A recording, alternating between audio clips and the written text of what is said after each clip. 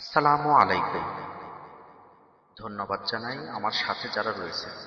আসুন আমাদের এই ব্যস্ত জীবনে একটিবার কালিমাগুলো শুনি। কালিমায়ে তাইয়্যিবা, লা ইলাহা ইল্লাল্লাহু মুহাম্মাদুর রাসূলুল্লাহ।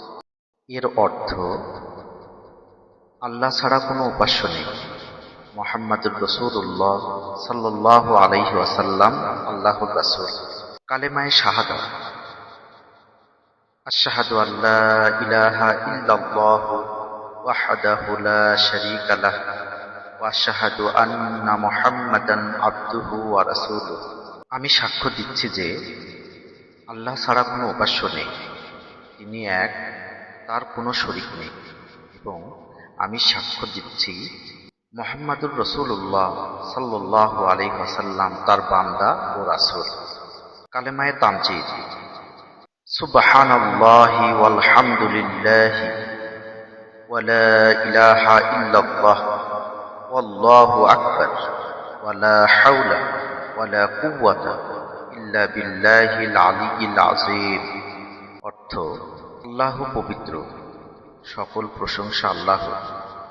আল্লাহ ছাড়া কোনো উপাস্য নেই, আল্লাহ সর্বশ্রেষ্ঠ, মহান ও সুউচ্চ। আল্লাহর সাহায্য ছাড়া কোনো শক্তি ও সামর্থ্য নেই। কালেমায়ে তাওহীদ, লা ইলাহা ইল্লাল্লাহু ওয়াহদাহু লা শারীকা লাহু লাহুল মুলকু ওয়া লাহুল হামদু ইউহয়ী ওয়া ইউমীতু ওয়া হুয়া হাইয়্যুন লা ইয়ামুতু আবাদান আবাদা যুল জালালি ওয়াল ইকরাম বিয়াদাইহিল খায়র ওয়া হুয়া আলা কুল্লি শাইইন কাদির। অর্থ, আল্লাহ ছাড়া কোনো উপাস্য নেই, তিনি এক, তার কোনো শরীক নেই, রাজত্ব ও প্রশংসা তারই। তিনি জীবন দান করেন ও মৃত্যু দেন, তিনি চিরঞ্জীব, কখনো মৃত্যুবরণ করবেন না।